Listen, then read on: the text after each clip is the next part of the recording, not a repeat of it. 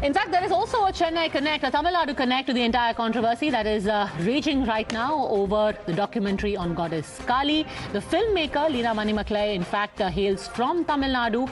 Joining us now is the chief of the BJP in Tamil Nadu, himself somebody who's been in the news a lot in the recent past for being extremely aggressive, his political maneuvers, his political push. Thanks very much, sir, for having joined us on the News Hour. I actually want to start by asking you about something different from the entire controversy, because we had some very interesting picks yesterday for the Rajya Sabha, where the Prime Minister, in fact, the nominations that have happened have a very distinct southern stamp to it. A lot of people are reading politics. This is a part of the BJP's southern push. Is it? You are a very senior reputed journalist. You know how things happen. So this is purely the presidential nomination, especially the 12 MPs, are purely by distinction, purely by character, purely by the body of work. So BJP Tamil Nadu is very happy. Ilaiyaraaja has got this huge honor from the President of India.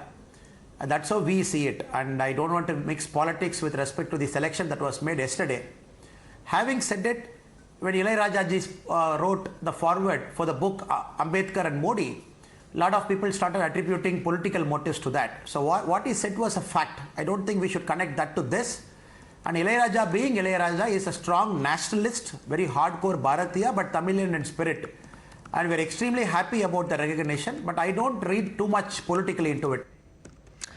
Now, every time the Prime Minister goes to Tamil Nadu, the one thing that is repeated is that basically this is Sanghi politics, and Tamil Nadu has no space for the Sanghi politics which exists in the rest of India, particularly North India. Is that a challenge? Here the political parties have become desperate, all kinds of statements they keep making. So Tamil Nadu is ready to accept BJP. That is why in the assembly there are 4 BJP MLAs inside. And Tamil Nadu is ready to accept BJP in a big way. That is why when the Honorable Prime Minister came to Chennai, it's a historic reception he had when the common people themselves were on the road to welcome it. So the only way I can prove it is in the coming 2024 election, where maybe many people might see this as a small talk, but we are very confident. In the ground, we are seeing huge tectonic shift for national politics and great shift for our Honorable Prime Minister Narendra Modi. Come 2024, will be sending MPs in a very big number to Parliament from BJP. That is the only way we can tell a lot of other audience that Tamil Nadu has already shifted to BJP. The next thing I can argue is why parties like DMK and others, they are coming very hard at BJP, because they know for a fact it is the BJP that is emerging as a very preeminent political opposition party here, and all their targets are on us on a daily basis. That is why the attacks on BJP are very high, be it ideological, be it narrative, be it political. So whatever we do, they attach some political meaning to it. In fact, if you look at Ilaiyaraaja's acceptance across Tamil Nadu, especially for the nomination, most Tamil people, except barring the political leaders, very few, they have accepted in big number. That only shows the kind of response Modi ji has got. Particularly the case of Ilaiyaraaja's nomination is the cabinet recommendation. So people are accepting everything. Now, the charge against the BJP also is that you only do politics of religion. The DMK very existence is casteless, religion-less politics, essentially the real Vikas politics, that of social justice. The Sanatana Dharma, which talks about the timeless Dharma which BJP is practicing, it is an all-encompassing philosophy where everybody should be part of the developmental process, everybody should be part of the Bharati identity. We don't differentiate between religions, that is especially for the DMK people to understand. And second, since their politics is about caste identity, it is about family, to mask everything they're using a word called social justice. DMK often talks about social justice. If you look at the word social justice, what BJP is doing per se, that is the accurate reflection of what a party that follows social justice is all about. Be it building up monuments for Bharat Ratna Ambedkar ji, wherever he was born, wherever he was connected. Even the nomination of Madam Draupadi Murmu as a presidential candidate, probably the first ST candidate and second woman. Everything we can keep talking. But if you look at the DMK party, to mask the family politics, I can give you 44 MLAs in the Tamil Nadu Assembly belonging to DMK party are either the second generation MLA or the third generation MLA of a particular family. Again, if you look at the cabinet, it is that way. And whenever DMK comes to power, you see the highest number of caste violence. The last 1 year is the most violent in Tamil Nadu because whenever they come, because they believe in this caste-based politics, south, north, different castes, they divide and rule. To mask everything, they use a word called social justice, which people are reading through it. And BJP's philosophy is an all-encompassing, and absolutely we don't believe in differentiating based on religion. And if you look at our minority morcha, very, very strong in Tamil Nadu, very active, very vibrant. And BJP is all-encompassing. Every single caste here is represented, not in terms of caste, because they need to be part of the Tamil Nadu's developmental journey. So this philosophy is fighting against the falsehood of DMK, with so many TV channels run by the party, papers run by the party. They keep doing this day in and day out. But BJP is doing it the soft way, booth-wise, in terms of talks, in terms of topic, in terms of meeting people. So it's a matter of time before the whole of Tamil Nadu people will realize what BJP is all about. And come 2024, that will be an accurate reflection of what BJP, where it stands. In fact, we have already declared that 25 MPs will come from BJP from Tamil Nadu to Delhi's parliament. Now, the more BJP pushes, the more resistance it will face from parties like the DMK, and could that get very dangerous? For example, the kind of rhetoric we've seen in the recent past. Recently, Ilaiyaraaja, in the presence of the Chief Minister, said that if Tamil Nadu doesn't get autonomy, then they may go back to their demand of a separate state. If this should happen, if the competitive politics between the DMK and the BJP is going to lead to such kind of rhetoric, what will happen to the idea of India? The DMK's playbook is very simple. When you push DMK to a corner, they generally go back to two things. They go back to state autonomy, they go back to regional pride, possibly the language pride, the Tamil language pride. These are the two things they take it in hand. And if you analyze the DMK in the last 10 years, they've taken this autonomy plank couple of times, 2-3 times they have taken it. Now every time it is a sign the DMK is getting desperate. In 2024 Lok Sabha, the vote share was DMK was historic low, which was at a 22%. It was a historic low for DMK. Again, they took up this autonomy using leaders, second rank, third rank leaders will speak. Now, after 1 year of DMK government, the anger on DMK government is so high, the anti-incumbency factor is so clearly visible, the corruption allegations are only going through the sky. So now they are taking something again. But this time I'm very happy. The Tamil population is not buying into it. Every time they speak, there will be 2-3 associations which will come and support them, buttress them, argue with them. But this time, except Ilaiyaraaja, not even a single person not connected to DMK party has supported. That is the distance our country has traveled from 1965. After the DMK dropped the demand of a separate state after the 13th amendment in the parliament, we have traveled so much distance, and Tamil people, all our brothers and sisters know it's an interconnected. And Tamil Nadu has to be an integral part of our country always, anytime, every time. So that is the mindset. And when they talk about Hindi language also, if you look at it, the number of people who have participated in the Hindi Prachar Sabha and wrote the Pratmik exam in Tamil Nadu, this is the highest ever. Across India, last year Tamil Nadu, more number of people have taken Hindi and written the Pratmik Sabha exam. So when we keep looking at each of those data, so what they are talking, it is not an accurate reflection of the ground level. DMK party doesn't want the NEP because they believe a third language is kept optional.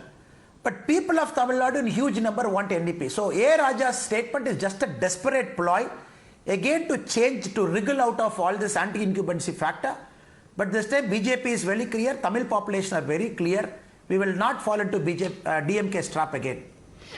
Now, of course, like we said at the beginning, the big controversy is around the film on Goddess Kali, Leena Manimekalai. She comes from your state. She says the reason that she is getting so much criticism is because your brand of politics, the Sanghi brand of politics, is turning India into a country of bigots. How do you respond? Leena Manimekalai in no way represents a Tamil audience. She in no way represents the Tamil-speaking population. She could be a Tamilian by birth, an Indian by birth, someone who lives abroad in a different country, who is getting schooled by some other indoctrination. and who has created a movie and depicted a poster just for getting some reviews, or probably they believe they can become famous when issues become controversial. That is, she it is. Leena Manimekalai can in no way speak on behalf of Tamil population. A person living here can speak. That is number one. Second, and this is not a statement which Tamil population makes, ma'am. If you look at all the movies Tamil Nadu makes, Tamil Nadu is one of the very strong powerhouse capital of regional cinema. Many cinemas, most cinemas are about national integration, with an Indian pride, with our country, with a strong Bhartiya, strong nation. All those things are part of the Tamil movies for a long time. And second, the use of the word Sanghi, it's a desperate measure. When the Kali poster was depicted badly, more than the BJP, it is the third parties connected to a religion, connected to Hindu religion, they made it an offense. And for them, just branding everybody, whitewashing everybody as a Sanghi word, just shows how hollow they are in their intellectual output, just shows how bad they are in terms of speaking. So Leena Manimekalai also will be found out soon, it's a matter of time. But in Tamil Nadu, not even one person has supported the poster, not even one person. Not even one person has argued what Leena Manimekalai has done is right. Everybody has seen through it, everybody has understood it is for the sake of a cheap pride, she is doing it. That could be the only explanation I could give you. But I mean, irrespective, even if it is for publicity or some cheap fame, isn't the mark of a liberal democracy that we allow everyone to say what they want? If you do not like the poster, don't look at it. If you don't like the film, then don't watch it. What's the point of going out, hounding someone or booking them? One way of a liberal democracy, we all know in a complex country like India, the constitution gives us two rights. One is the fundamental right. The constitution is also clear about the fundamental duty. Even the so-called the highest liberal democracy, be it a European country or the Americans, that is much worse. You speak like this, people would sue you for millions of dollars. People can't even come out. All their properties will go. But in India, we are very, very liberal. We are not suing anybody. We are not taking their property by going to the court asking for damage. But of course, it's a liberal democracy. But each of this, it comes with a certain limitation. I think the Kali poster pushed that limitation, pushed that Lakshman Rekha much beyond it. When we talk about certain people sitting in Delhi, possibly in Lutins, when we talk about depicting a certain religion, they get very tensed.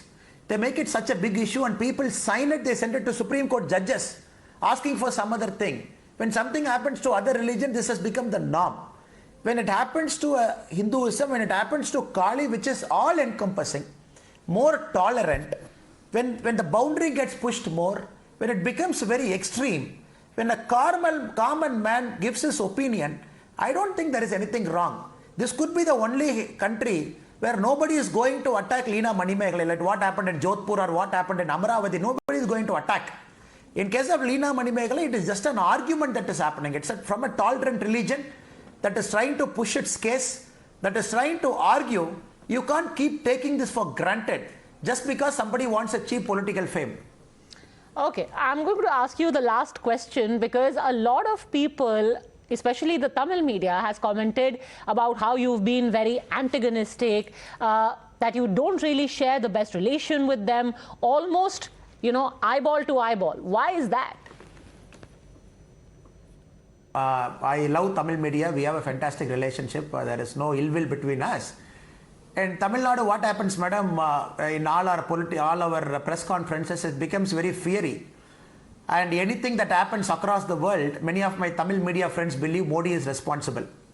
Something happens in America, they think it is BJP responsible. That is the narrative, unfortunately, that is built over the years, for which we have a very healthy argument, very healthy conversation, ma'am. Otherwise, we don't have anything against the media. They are very integral to our country. They are doing a very fine job. It is just sometimes the argument becomes nastier, mainly from their side and sometimes from our side also. But absolutely no ill will, ma'am. Just an argument of ideas. All right, let the conversation continue. Going to be interesting times ahead in Tamil Nadu, given the task that you've set yourself, especially in the upcoming Lok Sabha elections. Thank you very much. As always, it's a pleasure speaking to you, Mr. Annamalai. Thanks very much for having tuned in. I'll see you tomorrow at the same time.